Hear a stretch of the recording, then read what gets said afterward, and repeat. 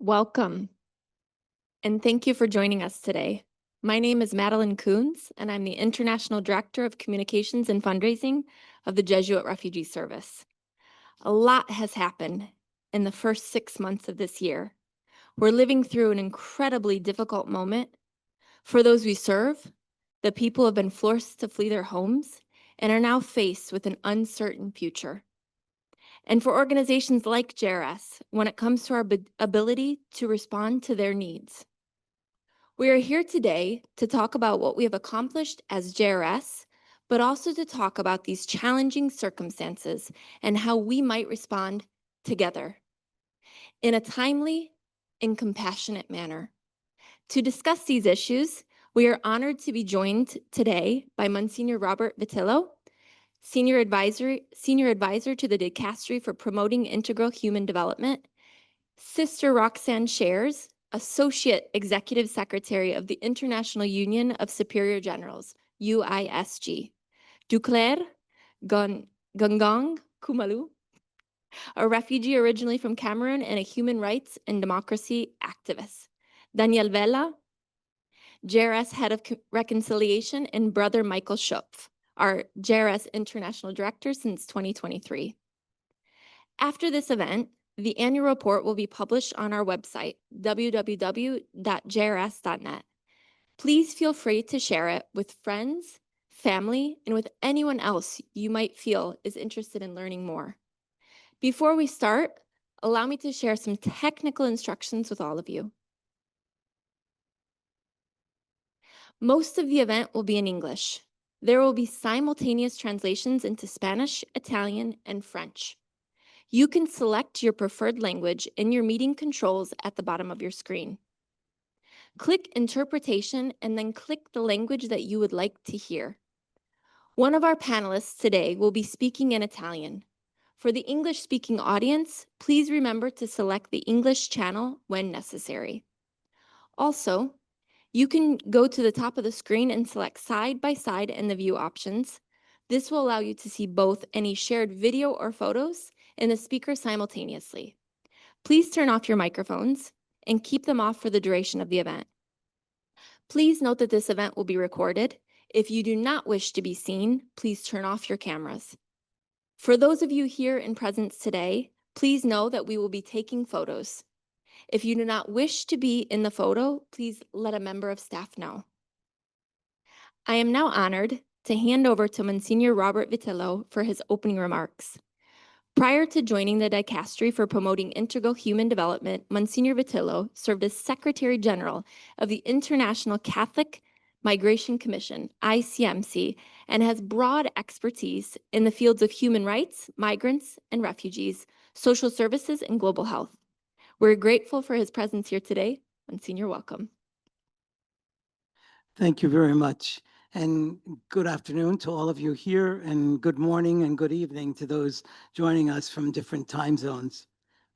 I would like to begin by conveying sincere greetings and thanks from His Eminence Michael Cardinal Czerny, S.J., Prefect of our Dicastery, and Sister Alessandra Smirilli, Secretary of the Dicastery.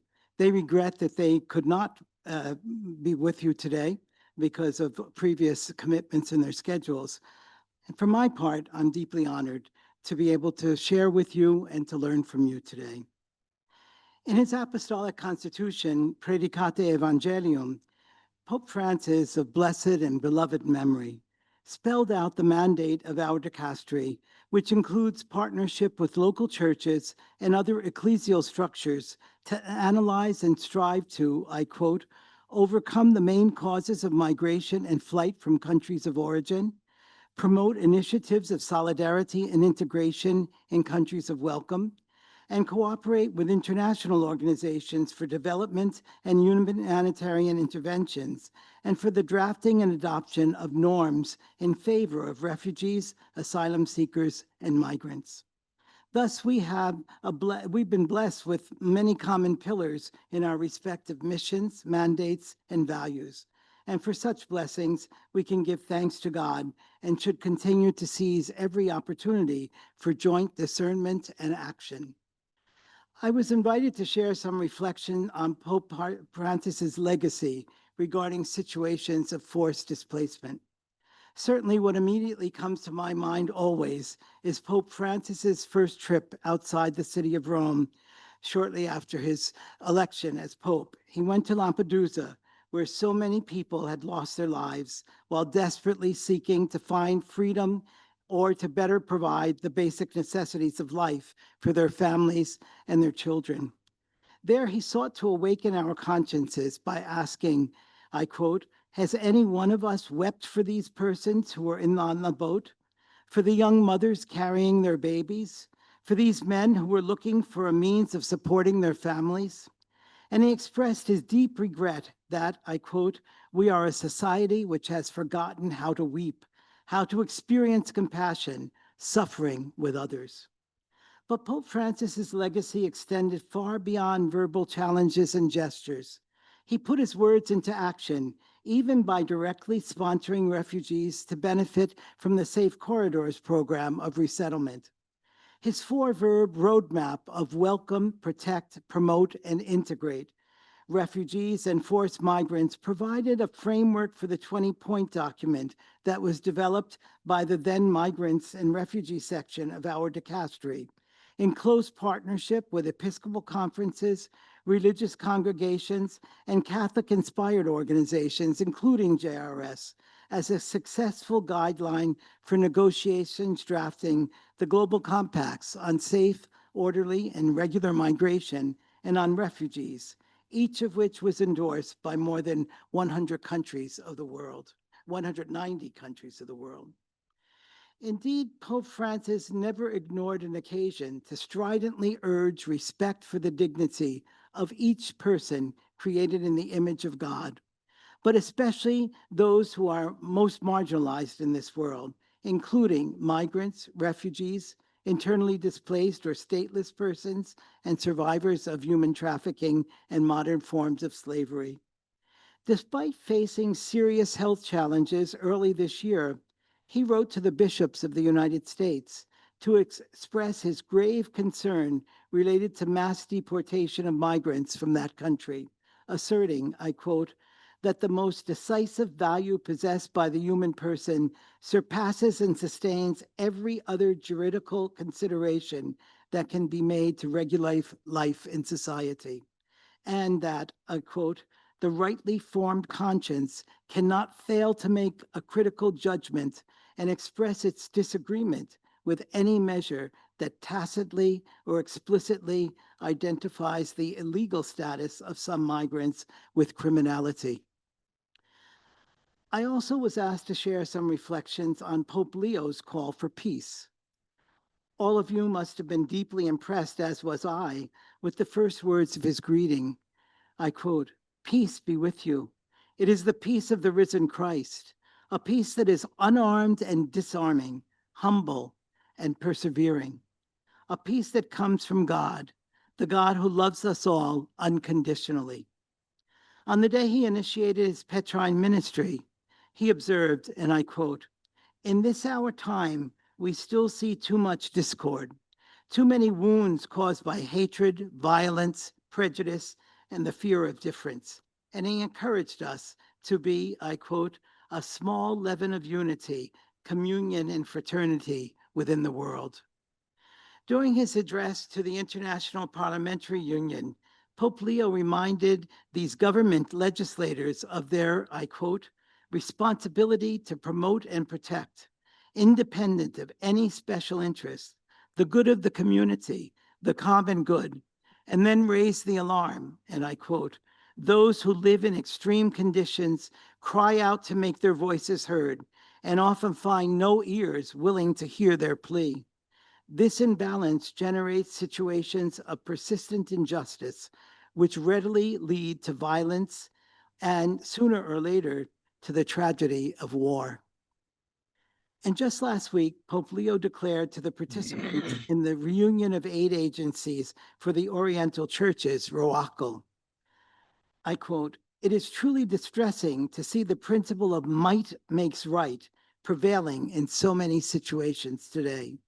It is troubling to see that the force of international law and humanitarian law seems no longer to be binding, replaced by the alleged right to coerce others.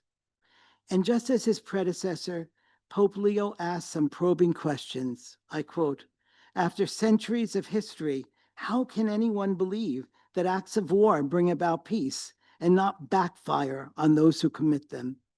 How can we continue to betray the desire of the world's peoples for peace with propaganda about weapons buildup, as if military supremacy will resolve problems instead of fueling even greater hatred and desire for revenge? I have no doubt that we will continue to receive continuing inspiration and magisterium from Pope Leo on our Christian vocation to, I quote, follow Christ, who freed hearts from hatred, and show by our example how to break free of the mindset of division and revenge." Thank you very much.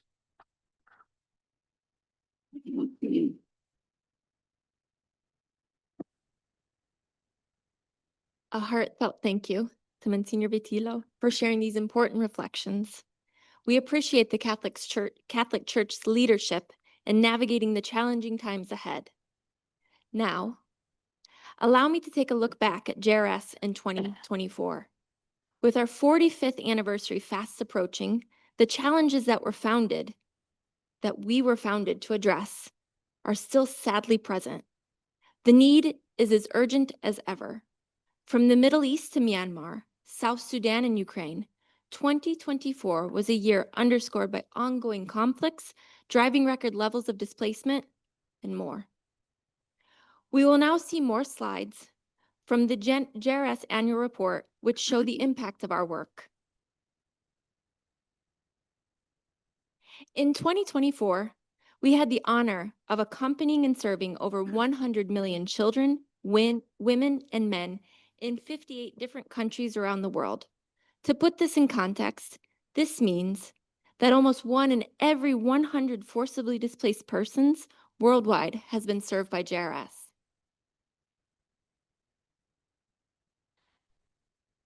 The next slide, which you can also consult in the annual report, shows a breakdown by type of service that we offered.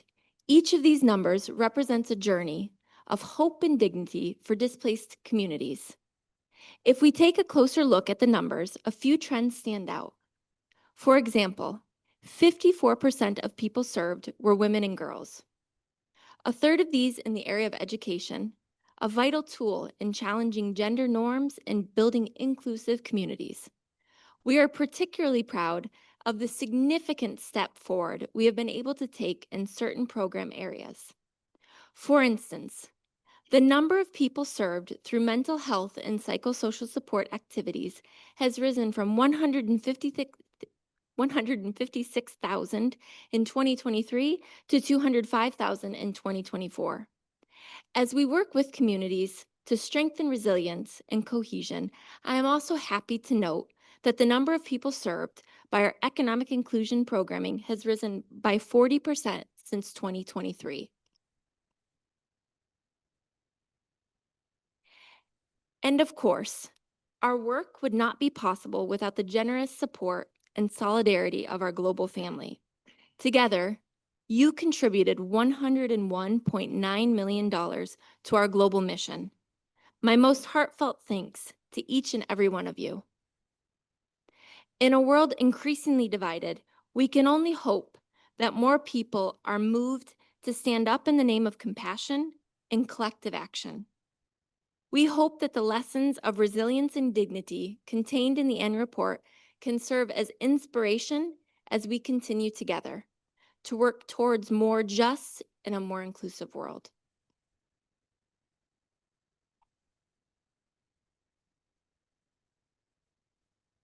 I now hand the floor over to Danielle Vela, who will chair the panel discussion. Danielle leads the organization's global efforts in reconciliation. This is a crucial area of our work as we aim to creating spaces of hospitality, understanding, and belonging for refugees and host communities. She has been serving refugees with JRS for more than 25 years. She is also a journalist and author of Dying to Live, Stories on the Road to Freedom. Thank you, Danielle, and thank you to our guests this afternoon. Thank you. So it's really encouraging to hear, Madeline, about all that JRS managed to accomplish in this past year. And as you've said, actually things have changed so much since then in such a short time. And there's no denying that things are looking quite bleak in the present. And this is what we're going to be focusing on now in this panel discussion, the present and even attempting to tune into the future a bit. We'll be focusing on two key questions. What is the reality of forced displacement looking like? And what is our response to be? JRS brings to this conversation the approaches contained in its new strategic framework, which was finalized at the end of last year and will run till 2029. On the panel, together with Brother Michael Scherf, who needs little introduction as our international director, we have invited 3 representatives of partners in our mission. So here with us, as you've heard, we have Duclair, a refugee from Cameroon, where his human rights and democracy activism put him at great risk. So persecuted and hunted down, he had to escape, and after a long and dangerous journey across land and sea, Duclair managed to reach Italy 7 years ago.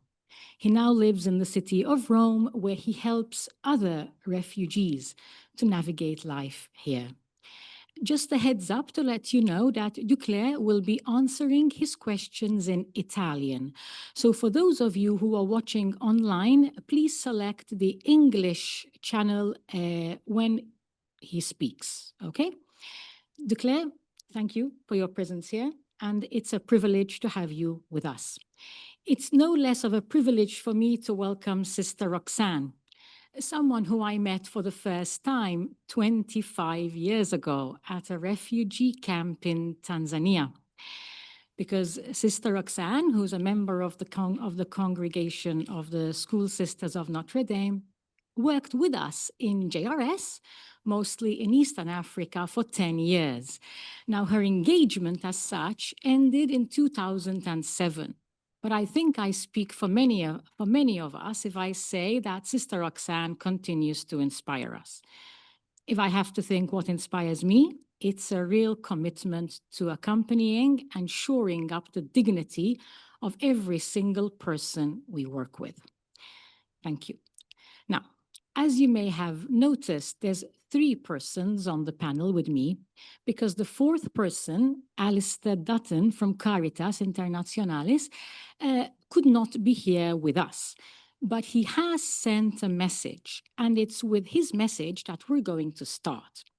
So Alistair introduces himself at the start of his video clip and answers the question we put to him, which is about the intensifying government efforts practically around the world to push refugees back, to deport them, to externalize borders, to close them.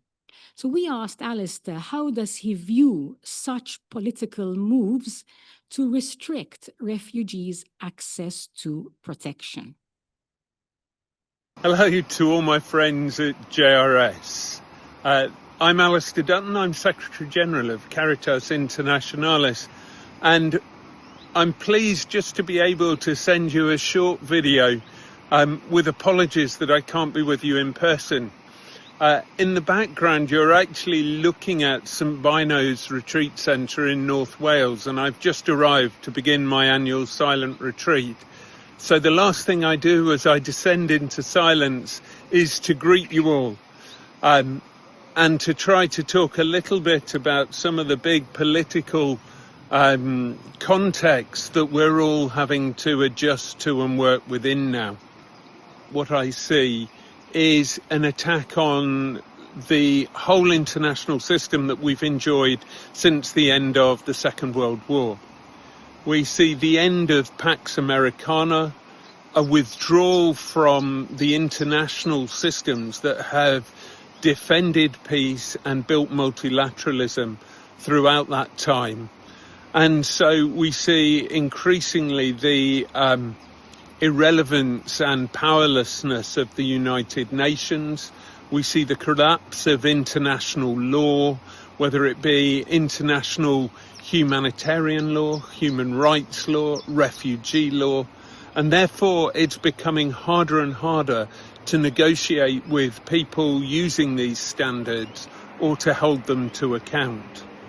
And what we see in Gaza today is just the most extreme example of that. And of course, just over the weekend, we've seen the new attacks on on Iran by Israel, and this time supported by America. So clearly the situation is escalating at a time when the international system is decreasing greatly. Obviously, in terms of resettlement in the US, we've seen dramatic cuts in that, but we know that throughout Europe, there is nowhere anymore, really, with the possible exception recently of Spain, where people are welcoming refugees, where people really want refugees to come in. And in fact, we've seen almost a systematic dismantling of the recognition of refugees as a legitimate category whom we ought to be making room for. I think one of the things, aside from funding, or aside from thinking about programming, I think we are not winning the political debates. And we need to think fundamentally about why that is and how we can do so. I think for too long we have taken peace for granted in Europe, and we have taken multilateralism, international law, human rights, all of these things for granted. And in fact, beyond faith-based discourses, largely Christian, but others as well, we don't have a language to explain why human rights are important, why we have a responsibility to one another. And I think we need a very real engagement with people who don't share our political persuasion. And we need to be able to win the intellectual debate, whether with faith-based or non-faith-based, about why what we do is so important. Unless we win that debate, the world will continue to move away from us. And we will see the people we serve, and in JRS's case, particularly refugees, facing greater and greater attacks upon them. And we will also see a greater uninterest in places of conflict, places of poverty, and in the drivers of displacement. So we really need a whole push as to how do we now win that public debate. I wish you well as you launch your new strategy, and I hope that it takes you into new and fruitful pastures. We're all going to have to work very, very closely together. As resources fall, we are going to need to coordinate and make the most, because we can't afford for any duplication or wastage within the system. So as Caritas, we very much look forward to continuing to work closely with you, our friends in JRS. Thanks very much, everyone, and I hope to see you all in person at some point soon. Thank you.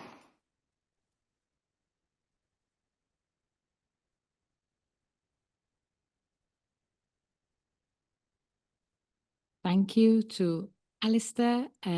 Michael, we've listened to Alistair describe the urgency of the situation. I highlight 2 points that he raised. One is that we could be looking at the near collapse of international systems that have long protected our human rights. And on another level, we're somehow not managing to win people's minds and hearts. What are your thoughts on this? And another question about another alarming reality, the massive funding cuts that are endangering the lives of so many people around the world and crippling humanitarian organizations. How has JRS been affected? Thank you, Danielle, for that question. Let me start with the latter one, because it is something which we've been dealing with constantly since January 24th. You've seen the numbers from the annual report 2024, just over 100 million US dollars or euros of global budget for JRS. In January 24, an annual 18 million US dollars or euros were cut from one day to the next, not being able to spend anything on that amount, 9 projects in 9 different countries. And on top of that, a couple of months later, obviously, our partners, be it Caritas, CRS, UNHCR, other consortia, they have let us know that they also got back funding from the US government. And actually, there are going to be further cuts because they also don't know where to take the money from. So this is just the picture as it emerges from JRS for a reality that concerns every single organization, but much more important for a reality that concerns so many people for which there is no alternative. So when we speak about the 18 million, we speak about people who have no alternative in terms of getting on and being helped to get on with their lives. This is the situation today. We spoke about the US policies. Alistair is totally right that we see similar trends with very few exceptions in European policies. One of the good exceptions is the Irish government, which decided not to cut deliberately. We ourselves, we launched a global appeal because we said we need the solidarity from so many of our partners to cope with this situation. But also, we need to know people what is happening because it's so dramatic. And within 6 to 8 weeks, we were actually able to raise $4 million. This is, for me, the opportunity to tell you, to tell everyone who supported this effort. Thank you for being in solidarity with us, for being in solidarity with so many refugees. Obviously, these monies were monies for emergency situations. So the only way we could pay for food in our albergues in Ecuador was this money from the Global Appeal. Otherwise, people would not have had anything to eat. The only way we could continue programs in northern India, in Mizoram, for refugees from Myanmar, was monies from these global appeals. It is an emergency money, but it's also a bridge to a very different future, because next year we will not have a bridge money, and next year we will further see the development and emergency aid funding going down. There is an important point that you allowed us to do for JRS. With this emergency appeal, we were able not to break the relationships with refugees from one day to the next. This is even more important than the services. We were able to stay in those places and to live with the people through the difficult situations. Once we break this relationship, we participate in a dehumanizing agenda, and that is the worst we can do. I think that shows us that, yes, we speak a lot about funding, but as Danielle said, we also speak a lot about what's behind that agenda. The message is very clear. People have unequal dignities. People's dignity is more or less important. They can be made less important in terms of human beings and become objects of our will, political will, financial will. And finally, it's the time to say goodbye to solidarity. We don't have any obligation anymore to be brothers and sisters to each other. So this is the message which goes with the money, and the message that we have felt in those 9 countries, which actually developed into more than 16 countries, very concretely, because like any other organization, we see what it means for the everyday lives of people. We are in an era of empires, moving into an era of empires, who defend their spheres of interest and who defend their spheres of influence. An era where we have more and more authoritarian states that become the source of conflict and therefore are neither willing nor able to resolve conflict. So who is going to be the actor of peace in the sense that Monsignor Vitillo told us about from both Pope Francis and Leo. There are two major consequences that I would see. This era of conflict creates displacement, obviously, because interests clashes. And the international human rights system, the development goals, everything that brought us together and that tried to safeguard the dignity of the person, all of that is no longer guaranteed or going to the obsolete. Alistair rightly said we need to enter into a debate. For me, I would better say we need to enter into a dialogue in a very specific way. What we can offer here as JRS, and you see so many examples in our annual report, is the fact that we are witnesses of hope. We know a different world is possible, not because we imagine it, but because we see it every day in our projects. A life-giving alternative is really possible, and people live it every day. It's possible for everyone, for refugees, and also for ourselves. And as we have walked through those past months, we arrived at another conviction. People ultimately do not want to live in a world of destruction, in a world of non-recognition. And I think this is going to be the potential that brings us together. Beyond any technical expertise, beyond any funding opportunity, what we are confronted with is the power of people who say, we don't want to live in this world that is provided for us at this moment. And in this sense, I think in JRS, we are witnesses of hope. What does this dialogue mean? And that's the end of this contribution that I would to make. It means be clear with what is going on. Speak the truth. Say what is actually happening today. And second, create a space for a different world with so many people of goodwill. And make that space a little bit bigger every day, because it's a space of experience that we don't have to live in this non-recognition and destruction. I think this is what we actually can contribute as an organization of faith and as an organization that unites many faiths that exist in this world in this direction. I want to finish also with a Pope from quote Francis here, who said in his letter that Bob Vitillo also quoted, what is built on the basis of force and not on the truth about equal dignity of human beings, what is built on that starts badly and will end badly. And we are closer to the bad end, the possibility of war and armed conflict than we were a year ago.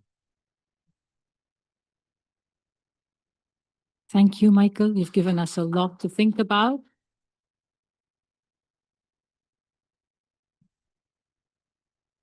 Thank you. And thank you also for, yes, it's a situation which is bleak, but for introducing a note of hope and the hope that we can bring about.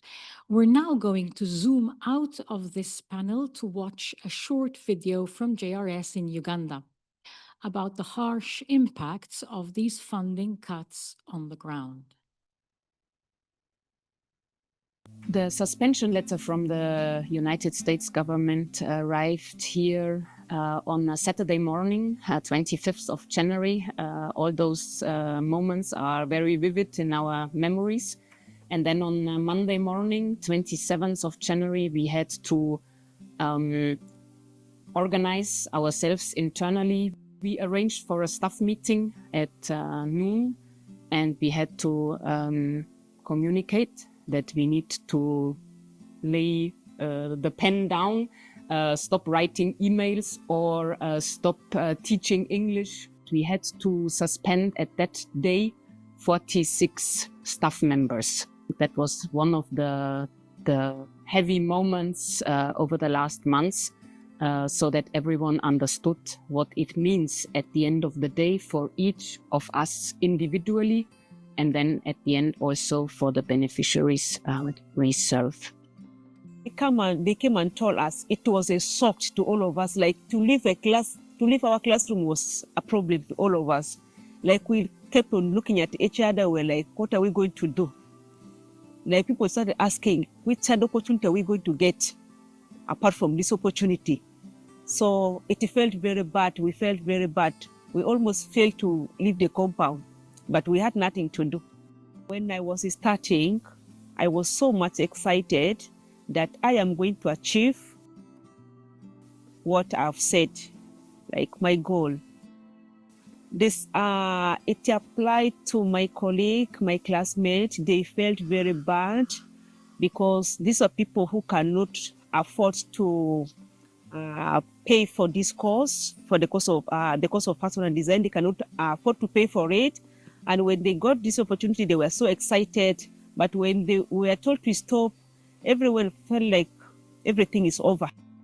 It felt like hope had been lost at that moment. And the worst part for me and my team, I can remember, was that we felt we had betrayed the people who had opened up to us, the people that had confided in us their story. It was emotionally heavy knowing that they trusted us and we couldn't be there for them anymore, because then we had to tell them, look, for now we have paused until further notice. We used to receive a lot of phone calls. There was a lot of distress, loss of hope among people in the community. And we also had people who felt like now they had reached the end of their journey and they were thinking suicide. That really affected our work with the community. We have also understood that it is a chance, an opportunity for us, but also for the people we serve. Some got an internship placement in the meantime. Some were able to continue their language courses by mobilizing their community, by mobilizing additional financial resources so that they can continue paying the teacher. So this showed that there is an opportunity out there where we as JRS will tap into moving forward. How can we support further the community to become more self-reliant, to become more resilient with less available funding? We want to build on the resilience so far built with the people we have been working with. They have shown they are capable of doing many things, and we want to build on that moving forward. So we thank you for your support, and we appreciate all the help and the efforts you have put in place to support the work here in Uganda.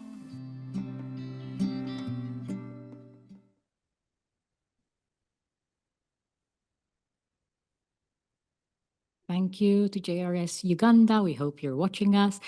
And once again, I'm happy to be able to underline notes of hope and people's resilience and the loyalty of our donors. Thank you. Sister Roxanne, I'm going to ask you if at this point there's anything you'd like to add or feedback to on what we've been hearing. Thank you. Several things touch me, but the last line, well, about hope. Hope felt to be lost. And yet I think about the refugees I've known and I've been aware of these last years, is that they truly are the pilgrims of hope. And recently, Bishop Mark Seitz said, the refugee embodies hope. So perhaps we have to go to them to have our hope enlivened or restored. Maybe later I can share a story about hope, but that's what struck me right now. The refugees are the true pilgrims of hope when they leave such desperate situations, going through difficult situations just to try to survive. They are showing us how to hope against hope. And maybe that's where we can begin. Thank you so much, Sister. Duclair, I come to you now. So we've listened to big concerns about the threats facing refugees. Michael said, like, it's time to say goodbye to solidarity. And Alistair talked about a European context where, in his words, there's almost nowhere that really wants to welcome refugees. How does this resonate with your reality? What is your experience, hospitality or hostility? Thank you for inviting me here. But if you can allow me to speak in Italian. Okay. Allora, da 7 anni che sono qua, La vita di un rifugiato non è un lungo fiume tranquillo, è un fiume che cambia secondo il metodo e il cambiamento dei diversi governi che si succedono in questo paese. E da quando sono arrivato qua le cose sono peggiorate dai tempi molto lunghi di attesa sia per la richiesta d'asilo, i tempi lunghi di attesa nei centri d'accoglienza, non solo quello, ma anche la difficoltà adesso di fare corsi di lingua italiana. Pochi sono queste strutture che continuano a fare corsi gratuiti di italiano e diverse associazioni anche chiudono. Dall'altra parte, anche quando sei riuscito a integrarti, c'è questa difficoltà a poter, dopo all'uscita, diciamo, del sistema d'accoglienza, c'è questa difficoltà di trovare pure una casa, trovare anche se hai requisiti, se lavori, hai un contratto di lavoro, anche trovare una casa è molto difficile. Quando hai trovato una casa e hai intenzione, diciamo, di fare un ricongiungimento familiare, perché giustamente hai lasciato la famiglia nel tuo paese da 5 anni, da 7 anni, e sei riuscito finalmente, dopo una lunga procedura che a volte dura 3, 4 anni, quando arrivano, anche avere il codice fiscale, come è l'esempio di un amico che ha accompagnato ieri, e la famiglia è arrivata una settimana fa, avere anche il codice fiscale diventa un altro problema, un percorso di combattente. Tutto questo rende la vita di un rifugiato non facile, anche se con tanta voglia, con tanta fatica, con la volontà di integrarsi, c'è sempre questi ostacoli, a volte strutturali, istituzionali, ma che ti impedisce di continuare. Ma dall'altra parte, prendendo anche le storie e le esperienze individuali, non è tutto che è male. C'è la speranza.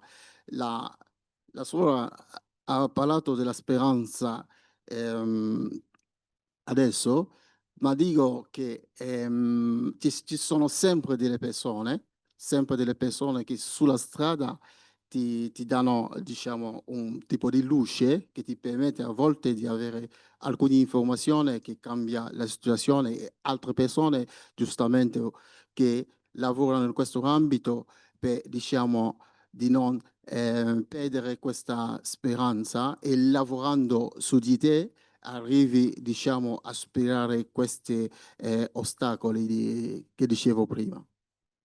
Grazie.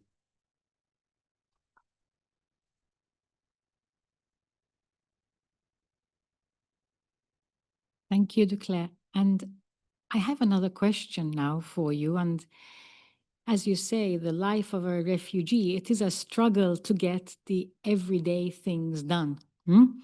It's not easy. And my question for you now is linked to why you became a refugee.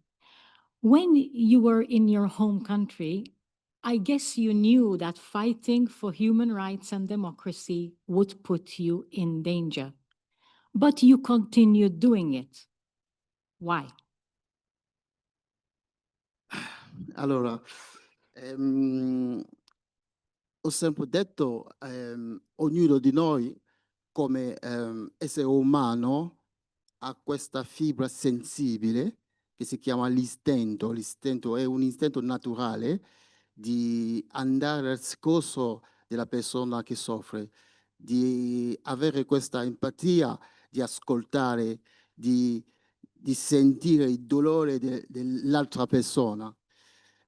Anche se nel mio paese facevo studente di giurisprudenza, avevo strumenti giuridici diciamo, di difendere delle persone come questo che avevo scelto, diciamo, di maniera professionale, ma di maniera naturale aveva questa, e ho ancora, anche se a volte ti trovi in una situazione in cui vuoi rinunciare, di dire perché devo aiutare delle persone che a volte ti odiano pure alla fine, che non riconoscono, non hanno questa gratitudine, che a volte, diciamo, si comportano al contrario di quello che pensavi. Ma Dio non è possibile di smettere o di nascondere questa parte, di questo istinto naturale che ti spinge, diciamo, a dare la cola gratuita che l'umanità, che Dio ha messo in te, a andare a dare una mano a qualcuno che si trova in una situazione di pericolo o chi ha sempre bisogno di un sorriso, di una mano sulla spalla. Thank you.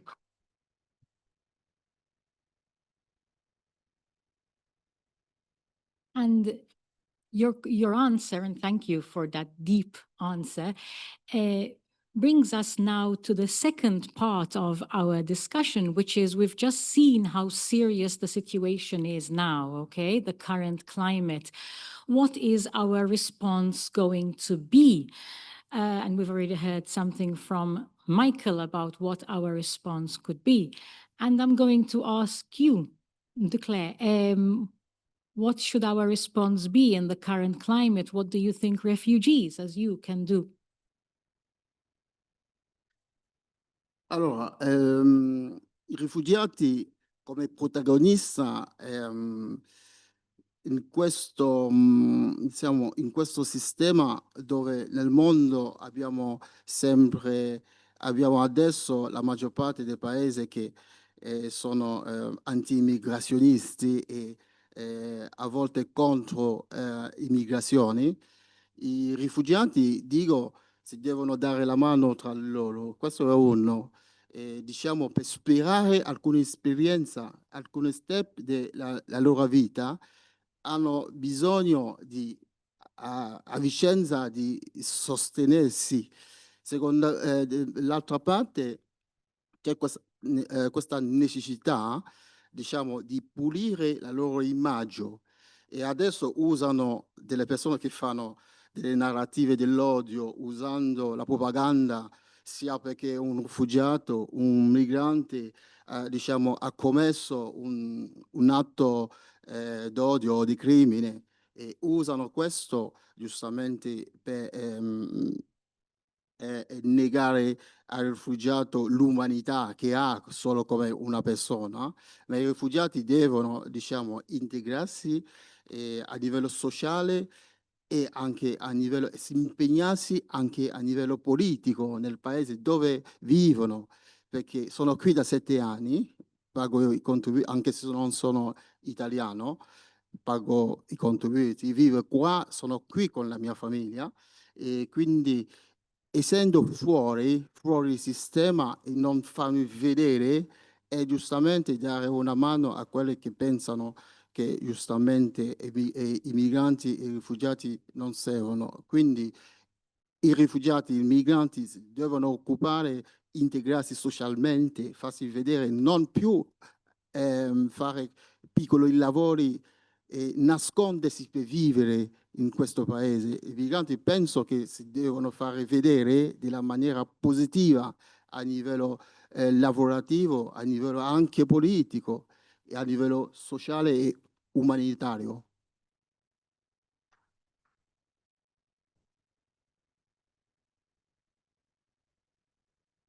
Declare, thank you so much. You've given us a lot to think about. Sister Roxanne, I'm going to ask you now, what is our response to be? Thank you. Well, I agree with what my friends here have said. It's about seeing reality as it truly is, working to bring forth the truth because so much depends on how we see one another and whether we are willing to journey with one another. I appreciate my friend here saying about how refugees have to help one another. I also realize we need help from the refugees.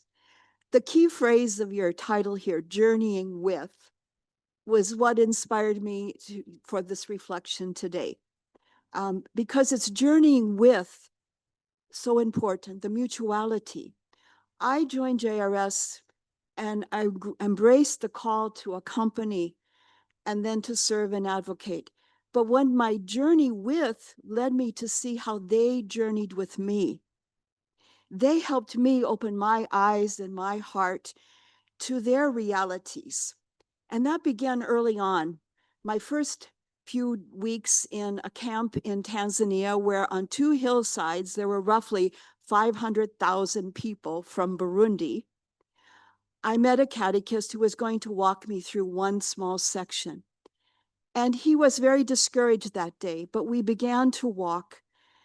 And I saw people's faces of hurt and anger and fear, which touched fear in me as well. But we kept walking and stopping to greet people. And also because I was a strange white woman in this camp, the children really enjoyed following me and having a fun time. And I realized that I was being called to embrace their struggle, to embrace their fear. And at the same time, as we neared the end of this trip that day, we met a group of elders. And we greeted them, and one of them said something, and everybody burst out laughing. So the catechist said to me, "Sister, do you know what he said?" And he's translating because I'm using Swahili and he's with Kirundi. He says, "Do you see this woman here? How she loves us? How she's here with us? Now we know God is with us." I was so moved by that because I became aware of God with us. And so on that journey that day, we were a discouraged catechist, a fearful me, laughing children, wounded mothers and fathers, and a wise elder. And together, we came to know God with us. I have learned so much from the refugees in this journey. I have learned so much. And I am inspired by Pope Francis' words in Laudato Si, if you don't mind it resonated with what's in my own constitution as a congregation, but he said, our goal is not to amass information or to satisfy curiosity, but rather to become painfully aware, to dare to turn what is happening to the world into our own personal suffering, and thus to discover what each of us can do about it. And this is where I think if we are willing to journey with one another, with our forcibly displaced brothers and sisters, we become that wider we, and we discover our response, how we are to address this reality today. Thank you.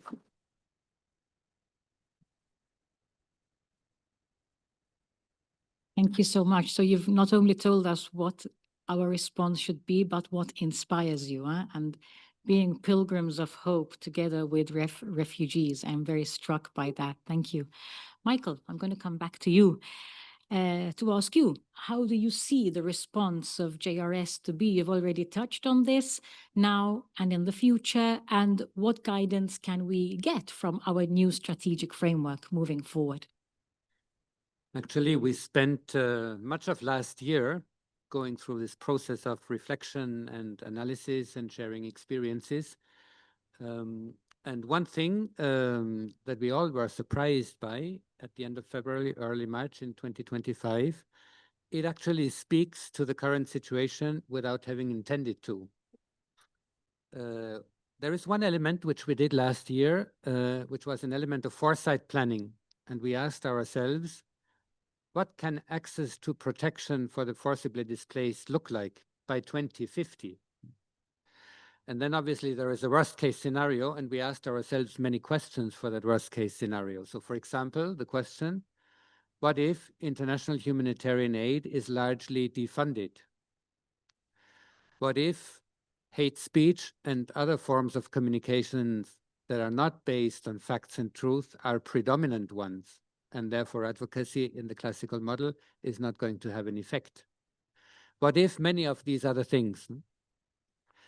And that's the reality we never imagined for 2025, but we found much of it at the end of January 2025. So at that point, we went back to our answers that we had prepared at the end of last year. And I would like to just share with you two key words, two key elements. One is community and the other one is partnerships. Key elements for, in those circumstances, we think, a life-giving agenda. We asked the question of protection, and we asked ourselves, well, if it's not legal systems, if it's not access individually to human rights, what is the second best means of protection? And many of the people who are working in the field with JRS, who are accompanying refugees every day, they said, well, keep your focus on community. And I think many of the examples that Dukler gave us are also about this aspect. If there is no care through the law, there must be other ways of caring for each other and concrete expressions for that. So how do we develop community as an instrument of protection even further? It has this second aspect, which is something we already addressed, community as a space where a different reality can emerge. And we felt when we had the experiences in January, this is an active choice that we have to make. It might be difficult. We might fear going through this refugee camp alone, but we don't have to do it alone. And it is something which JRS can help with, enable people to create those spaces and live in those spaces. At the moment, we have this large debate about localization. So people say, let's cut out the middlemen for financial reasons. They are too expensive, and let's provide funding directly to refugee-led organizations, to local community organizations, and so on. And this is localization. So it's basically a cost-saving measure in the current financially constrained context. And I think also there, if we just cut out things to save costs, that won't mean we are going to be successful. It's a good thing to strengthen communities, to walk alongside refugee-led organizations and help empower those organizations. But I think, again, it's to enable a space of protection together, recognizing each other's contributions that we can make to that space. And I think this is, in my opinion, the localization, in inverted commas, that we have to work to. Community is one, partnership is the others, and I would like to join in that sense, and with our new strategic framework, what you have said, what Roxanne has said, what Alistair has said. If we only work at the technical level, we won't be successful in the future, because we can only answer technical questions, whereas the agenda is a crisis or a denial of care and solidarity. This is not something we can ask with simply technical questions only. We are very conscious in JRS. Since January, February, we have seen the very symbolic and the very real destruction of solidarity and care. So let's enter into a broader dialogue, and let's publicly show the power of care and the power of dignity. I think this is the challenge. It's a discussion which has intellectual elements, but it's a discussion which, in the tradition of Pope Francis, is based on experience and on spirituality. What is the meaning that we give to this experience? And let's offer in a very proactive manner and in a big coalition this meaning that we can actually give, so that we can gain the weight that is necessary today. This is an invitation to all of you who are here in the room, who are online. We are not going to do that if we are doing it everybody alone. And I think in this year, 2025, and also next year, 2026, we want to seek actively those opportunities for partnership. And I think this is an invitation and the conviction that we all together can be witnesses of hope and we can provide for a world that is actually worth living in.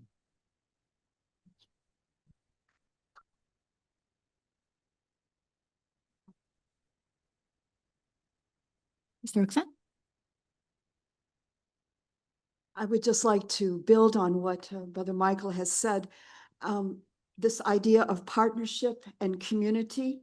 The UISG has 2 different projects related to migrants and refugees. I just want to highlight that this is critical to what you're saying, and we appreciate the collaboration we have with JRS. In 2015, we began an intercongregational community of sisters in Sicily. And we continue to be present there 10 years later. Right now, 4 sisters in Lampedusa from different congregations are present to welcome the migrants who arrive by sea. But the presence isn't just with the refugees themselves or migrants. They are present to the civil authorities, to the NGOs, and to the local parish community. And the civil authorities have said to the sisters, when you are here with us, we are better. And then the other thing, built on what you're saying, the network, we have created an international migrants and refugees network where we want to support the congregations working in this ministry or who are considering it. We want to develop reflection processes that help us understand better the phenomena of migration. And what does that imply for us religious in terms of our formation and response in mission? And thirdly, we want to foster a spirituality that opens us to conversion by the forcibly displaced. So those are small ways that we seek to build a stronger network throughout the world with our members in many, many countries around the world. Thank you.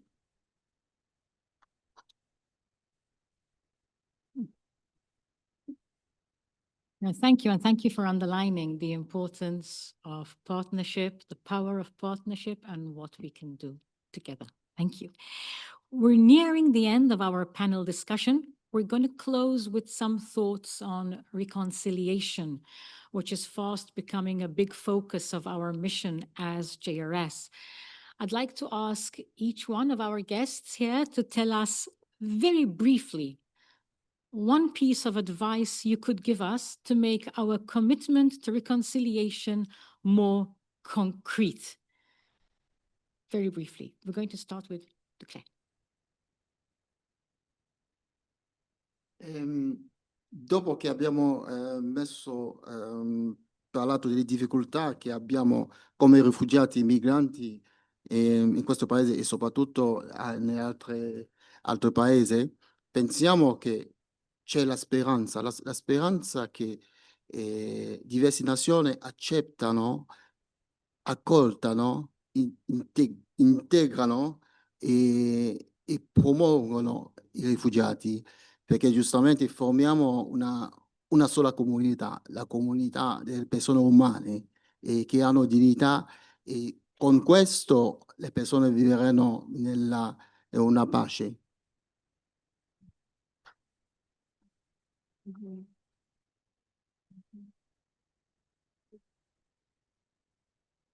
When I think of reconciliation, I first think of what Paul said in the 2nd letter to the Corinthians.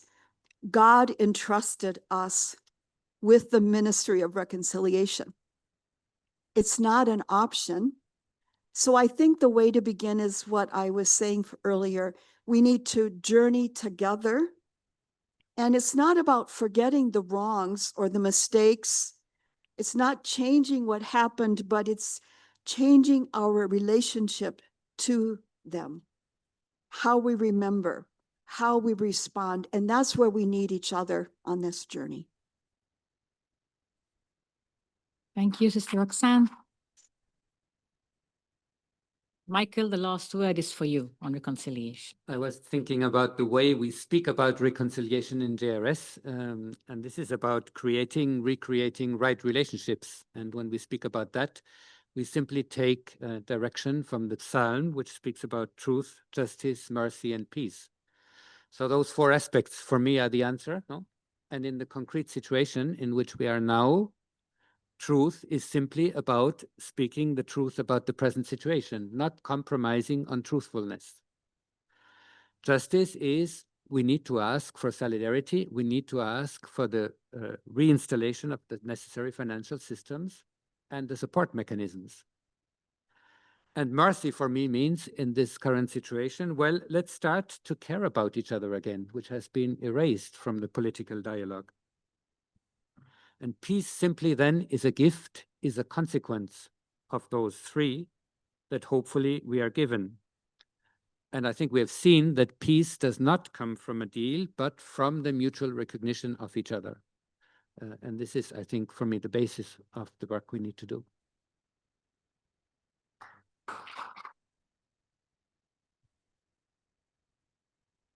Thank you so much to the three of you. It's a bit hard to look at you like this, but I'm doing my best and to speak into the microphone at the same time. But big thank you.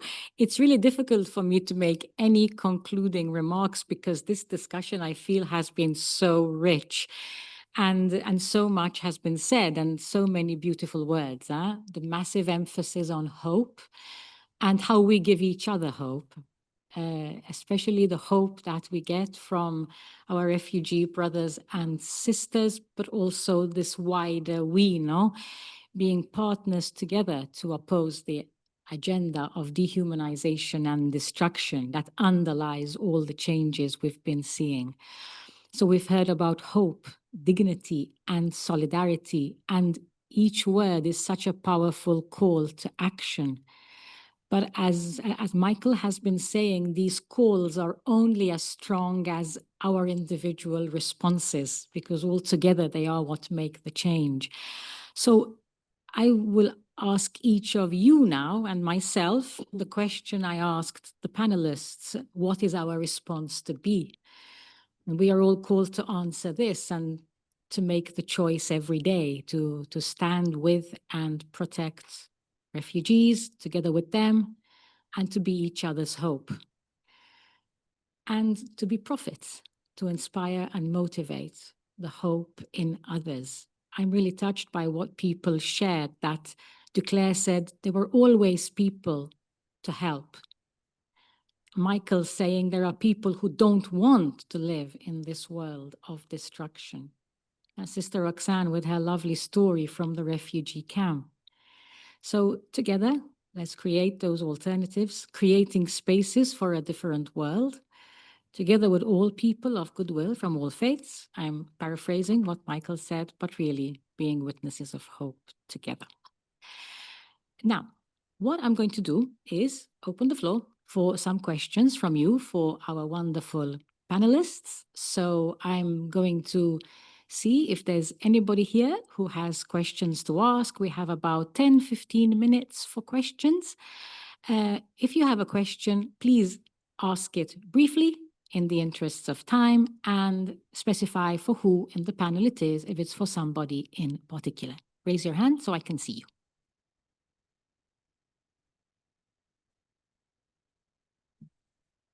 Cecilia. Microphone, anybody? There it is. Very good.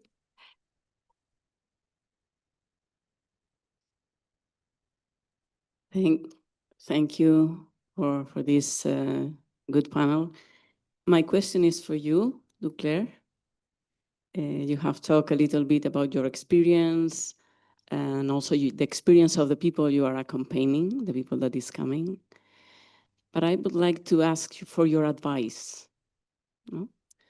What do you hope that we, the people in Europe, the people in Italy, what would you hope? What is your hope for the society? Or more specifically, do you have any advice for us as individuals or for our organizations to better approach the refugees, to better journey with you, and to better help you to build your own project? Thank you.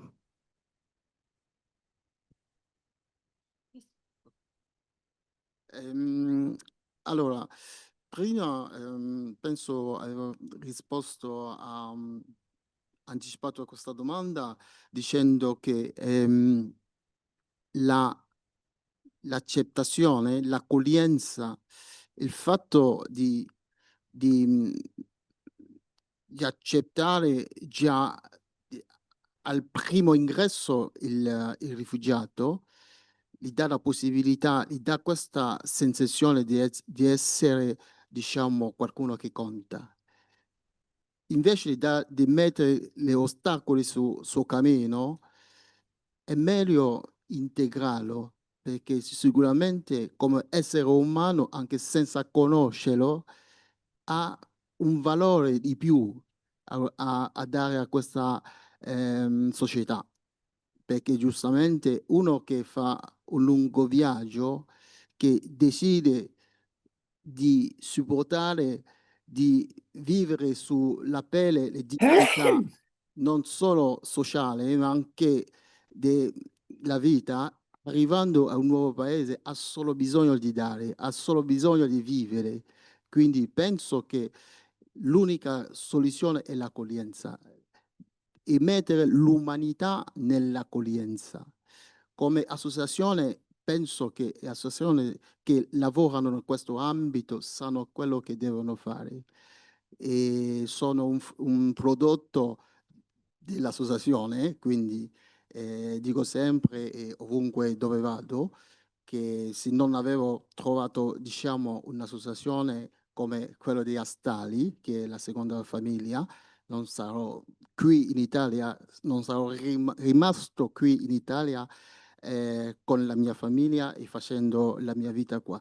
Quindi non ho altre consigli da dare a delle associazioni che lavorano, che fanno già tante cose per i rifugiati. Quindi l'unica cosa è al confronto, diciamo, dei popoli, come un popolo italiano che ho conosciuto qui come un po' chiuso su loro stesso. Non posso parlare di altri popoli, la mia esperienza è solo qui in Italia e a Roma. Grazie.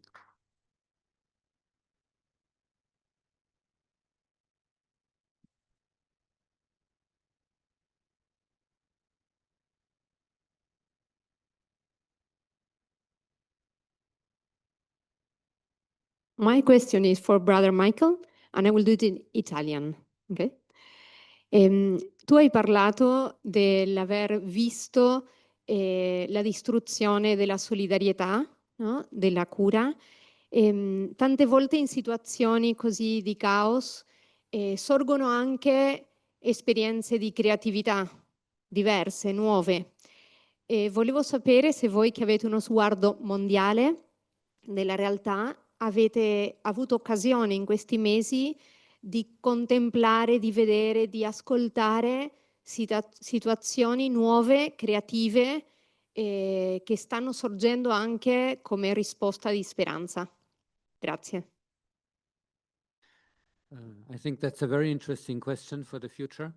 The destruction is clear, no, because help is not available, and we saw it in the video on Uganda, for example, no. So, like that in many other countries, no, starting from emergency aid to all the things that people need to reconstruct lives, no. So, if you regard the projected UN agenda, something like education, mental health and psychosocial services, and many other things that help you to reconstruct your lives and your future are going to be taken out of the picture. No? So this is the picture of destruction, if you want, no? Because people say this is no longer part of humanitarian aid.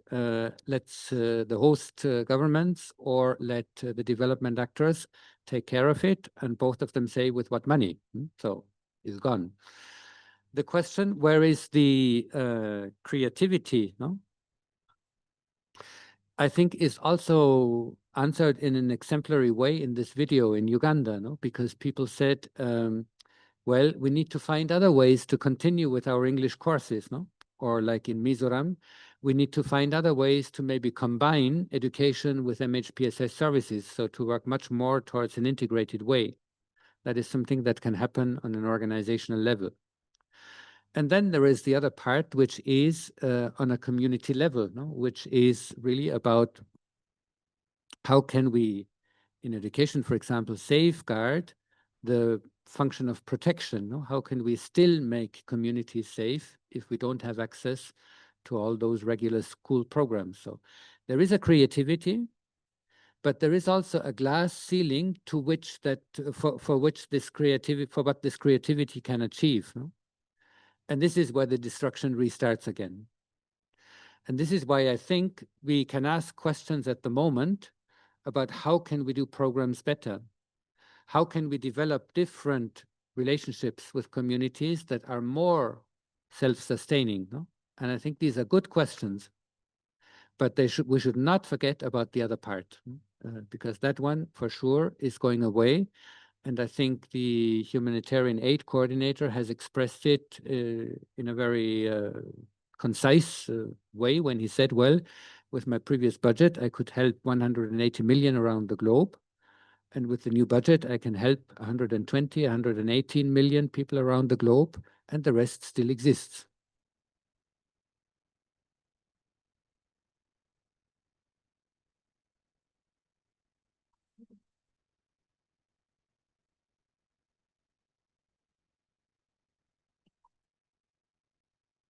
Buonasera a tutti.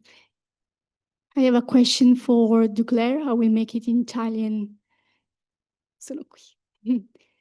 Volevo chiederti quali delle attività che hai svolto al Centro Astalli sono state più importanti per te, più rilevanti a livello di inserimento nella società, nel contesto italiano, e che obiettivi hai adesso per la tua vita, per la tua famiglia? Grazie.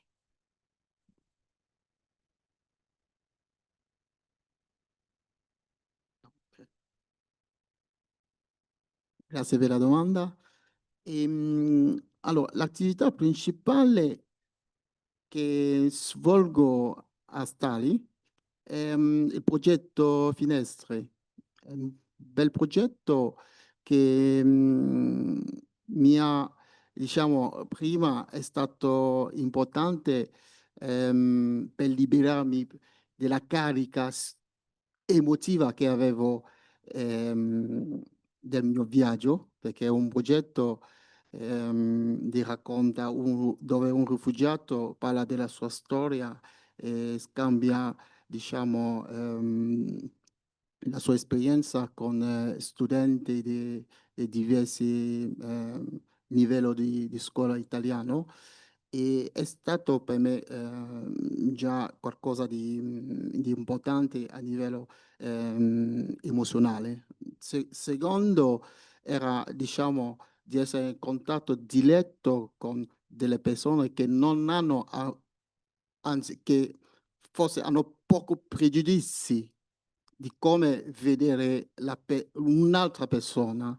Quindi per me è stato una bella esperienza che giustamente mi sta portando fino a qua, perché all'inizio non avevo intenzione, ma con questo progetto, con le altre, ho fatto il corso di lingua, ho fatto altri progetti, un percorso di anche il lavoro che faccio oggi, mi ricordo era 6 anni fa, quando ho avuto il primo contratto di lavoro, faccio l'operatore sociosanitario, sempre tramite l'ufficio di orientamento per ricerca lavoro. Il primo contratto era l'assistenza a una persona il sabato e la domenica, quindi in questo ambito ho trovato, diciamo, la mia strada a livello professionale.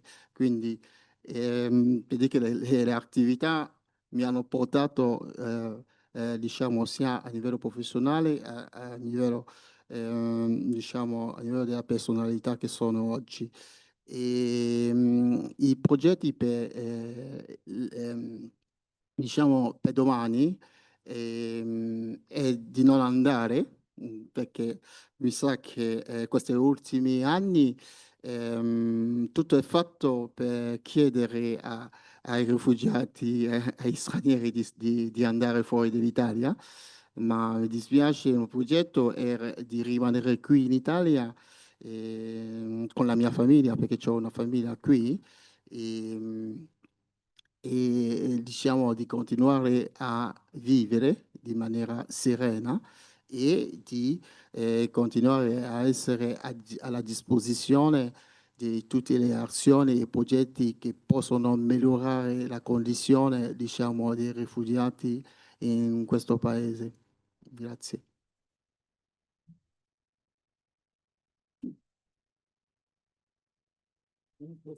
Yes, of course, please.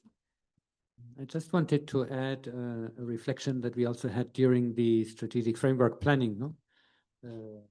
About how is it possible for people to remain here, no, and to reconstruct the future here. One experience that we had in JRS were the many projects in different countries on hospitality, also here in Italy, but also in France, many other countries. No? And at the beginning of those projects, it was really about, the role of JRS was about helping people to become hosts, no? And helping refugees to be accepted into a family as a guest for a certain time. And for both, it might not have been a simple experience, no, or a given. What I'm asking myself is, with the positive experience that we have created over the past years, how do we take this positive experience from the private to the public and political sphere? So how can JRS be an enabling experience together with refugees to say, well, these are the people that we actually want to speak about the positive experience in the political sphere and not just about friends and associations. Thank you. Thanks to Claire and to Michael. I think we've run out of time for questions, but there was, no, you're done? Okay. So this is it. Okay. We don't have any more time for questions. Thank you for those who asked. Thank you once again to the panelists, and back to Madeleine to close off. Thank you.